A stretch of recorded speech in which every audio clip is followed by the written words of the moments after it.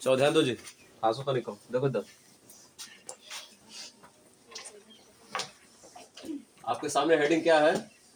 दिष्ट धारा और प्रत्यावर्ती धारा में अंतर। बहुत फेमस हेडिंग है, हाई स्कूल के लिए भी, इंटर के लिए भी, अपने दैनिक जीवन की जानकारी के लिए भी, ठीक है ना। देखो दिष्ट धारा को इंग्लिश में क्या बोलते हैं? तो बोलते हैं डायरेक्ट करंट। क्या बोलते हैं? ऐसे को शॉर्टकट में क्या बोलेंगे? DC current. समझ गए? डीसी करंट, समझ गए? Direct current. और प्रत्यावर्ती धारा को इंग्लिश में क्या बोलते हैं? Alternating current. क्या बोलते हैं? Alternating current. शॉर्टकट में क्या बोलेंगे? AC current. समझ गए? देखिए जैसे कोई बैटरी वगैरह है ना, जैसे मोबाइल की बैटरी ले लीजिए, सबसे अच्छा एग्जांपल आपके लिए होगा। तो उस बैटरी में कौन सी धारा प्रवाहित हो रही है? डीसी करंट वाला, ठीक। और जो हमारे घरों में जो घरेलू विद्युत संयोजन है, हमारे घर में जो विद्युत जो हाउस वायरिंग की गई है ना, उसमें कौन सी धारा बह रही है?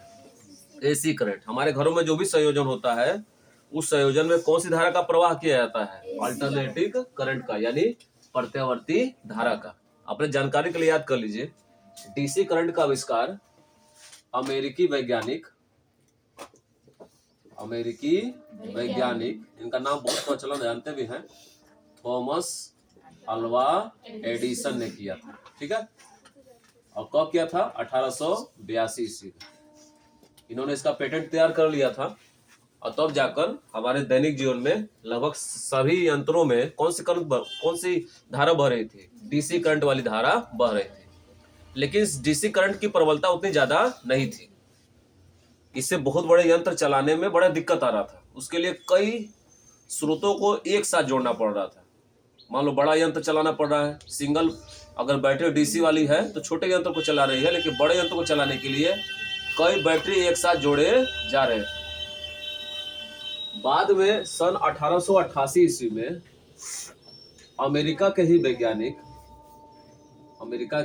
वैज्ञानिक नाम सुने होंगे, निकोला टेस्ला, इन्होंने इससे ज्यादा शक्तिशाली एक धारा का खोज किया, पेटेंट तैयार किया, जिसको उन्होंने कहा प्रत्यावर्ती धारा।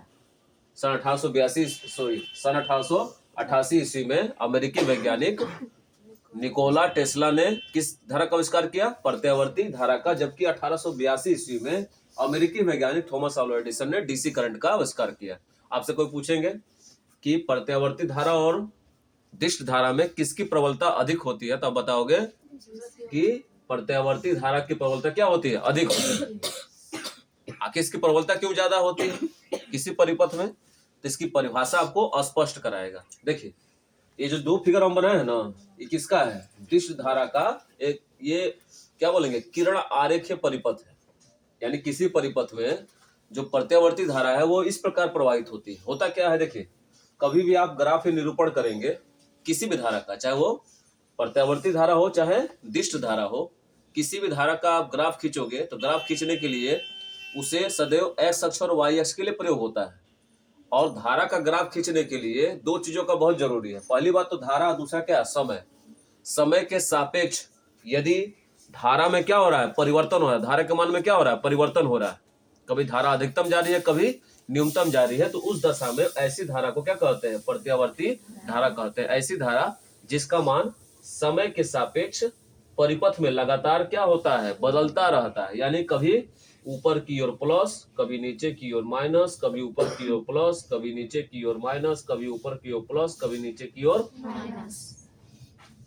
तो ऐसी धारा को क्या कहते हैं? प्रत्यावर्ती धारा कहते हैं। वह धारा जिसका मान किसी भी परिपथ में समय के सापेक्ष लगातार क्या रहता है? परिवर्ती रहता है, यानी हमेशा बदलता रहता है। ऐसी धारा को क्या कहते हैं? प्रत्यावर्ती धारा कहते हैं। प्रत्यावर्ती धारा का आविष्कार किसने किया? अमेरिकी वैज्ञानिक निकोला टेस्ला ने 1888 ईस्वी में। जबकि ऐसी धारा जिसका मान समय के सापेक्ष किसी परिपथ में एकदम नियत रहता है, कभी चेंज नहीं होता। देखिए ये जो प्रवाह देख रहे हैं ना, ये किसका है? दिष्ट धारा का प्रवाह है। यानी ऐसी धारा जिसका मान समय के सापेक्ष नहीं बदलेगा, एकदम नियत रहेगा। इस धारा का आविष्कार थॉमस अल्वा एडिसन, जो अमेरिकी के वैज्ञानिक थे, 1882 ईस्वी में किया था। यानी अमेरिकी वैज्ञानिकों ने मिलकर पूरी दुनिया को एसी करंट और डीसी करंट का क्या दिया? क्या बोले? गिफ्ट दिया। लीजिए आप इससे क्या करिए? अपने दैनिक जीवन की आवश्यकताओं को पूरा कर लीजिए। दोनों में किसी को दिक्कत है? अंतर में ऐसी धारा जिसका मान समय के सापेक्ष लगातार बदलता रहता है उसे क्या कहते हैं? प्रत्यावर्ती धारा। इसे शॉर्टकट में क्या बोलते हैं? एसी करंट बोलते हैं। इसका आविष्कार किसने किया था? तो अमेरिकी वैज्ञानिक निकोला टेस्ला ने 1888 में किया था। जबकि ऐसी धारा जिसका मान समय के सापेक्ष बदलता नहीं है, नियत रहता है, ऐसी धारा को क्या कहते हैं? दिष्ट धारा कहते हैं। दिष्ट धारा का आविष्कार सन 1882 ईस्वी में अमेरिका के ही वैज्ञानिक थॉमस अल्वा एडिसन ने किया था। इनका नाम प्रचलन से याद होगा कि बल्ब का आविष्कार इन्होंने ही किया था।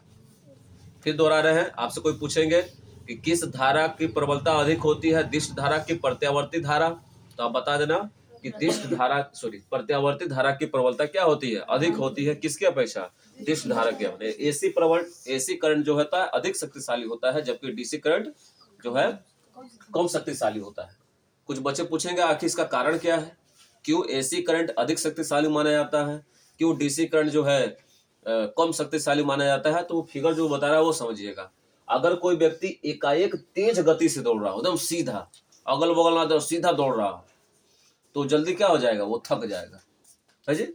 जैसे हम लोग कभी, आप लोग दौड़ देखे होंगे एथलेटिक्स का, तो दौड़ जब भी दौड़ाया जाता है लंबी दूरी के लिए, तो लोग क्या करते हैं? पहले शुरुआत क्या करते हैं? धीरा करते हैं, क्योंकि लंबी दौड़ दौड़नी है। लास्ट में जो जैसे आपके यहाँ कोई प्रतियोगिता होती है दौड़ की, तो आप लोग देखते होंगे कि अगर 5 राउंड का अगर दौड़ है या 5 किलोमीटर का दौड़ है, तो पहले प्रतिभागी क्या करता है? धीरे धीरे दौड़ता है। लास्ट में जब अंतिम राउंड या एक राउंड बाकी रहता है, तो अपने फास्टेट को, अपने रन को क्या करता है? तेज गति से कर लेता है, क्योंकि वो जानता है कि अगर हम अल्टरनेटिंग करंट के हिसाब से दौड़ेंगे तो आसानी से परिपथ में दौड़ जीत लेंगे। जो सूर्याइल है एकदम पहले से क्या किया उसने? 2-3 राउंड, मान लो 5 राउंड का है, पहले राउंड से एकदम तेज दौड़ना शुरू किया, तो मालूम चला कि तीसरे राउंड बाद उसका शरीर क्या हो गया? थक गया। जब चौथे पांचवें राउंड में जब उसकी शक्ति बढ़ानी चाहिए, तो बेचारा पहले से थक चुका है, तो अब कहाँ आएगा? मालूम चला कि 3 राउंड तक पहले स्थान पर था और चौथे पांचवें राउंड पर 10वें 12वें स्थान पर चला गया। इसलिए कभी आप दौड़ेंगे ना, तो शुरुआत में लंबी दूरी के लिए कम स्पीड से दौड़ते हैं, लास्ट में जो अंतिम राउंड होता है उसमें क्या करते हैं? खींचते हैं एवं दबा के, है ना जी, तब दौड़ हमारा निकलता है। उसी तरह अगर जो टहलते हुए जाएगा, एकदम आराम से जाएगा, तो टहलते हुए बतियाते जाएगा, क्या वो लंबी दूरी तय करेगा? एकदम लंबी दूरी तय करेगा। लंबी दूरी तय कराने के लिए किस करंट का प्रयोग करते हैं? एसी करंट का। जो फर्राटेदार दौड़ रहा है एकदम एकाएक, जाके आगे थक जाएगा, तो ऐसी धारा को क्या कहेंगे? दिष्ट धारा कहेंगे। क्या आप इसका प्रयोग करना चाहते हैं? इसीलिए इन सब का प्रयोग छोटे छोटे यंत्रों में करते हैं। जैसे मान लो बैटरी हुआ, या आपके घर में जो लाइट कटने के बाद जो बैटरी रखी जाती है, उसमें किस करंट का प्रयोग होता है? डीसी करंट का प्रयोग होता है। समझे मेरी बात जी? किसकी प्रबलता अधिक होती है? एसी करंट का। किसकी प्रबलता कम होती है? किसको लंबी दूरी तक भेज सकते हैं? AC current. किसको कम दूरी तक भेजा सकता है? डीसी करंट को। इनका आविष्कार किसने किया? सबको स्पष्ट है? किसी दिक्कत इसमें? अब देखिए, बैटरी में जो सेल में जो धारा बहती है, जो पेंसिल वाली सेल है, जो टार्च में सेल लगती है, समझ रहे हो? जो घड़ी में जो सेल लगती है, वह सेल कौन सी सेल? उस सेल में कौन सी धारा बहेगी? दिष्ट धारा बहती है। क्लियर है? और घरों में जो हाउस वायरिंग की गई है, उसमें कौन सी धारा बहती है? प्रत्यावर्ती धारा का प्रवाह किया जाता है। किसी दिक्कत इसमें? इसी के आधार पर जनरेटर जो देखे हो ना, जनित्र, डायनेमो वगैरह, तो जनित्र में कौन सी धारा प्रवाहित होती है? तो प्रत्यावर्ती धारा प्रवाहित होती है।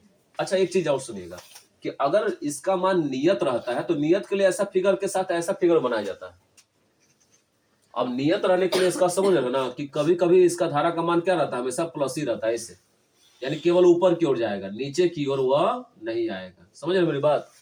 इसको बढ़िया समझिए। देखो समझाते हैं इसको बढ़िया से।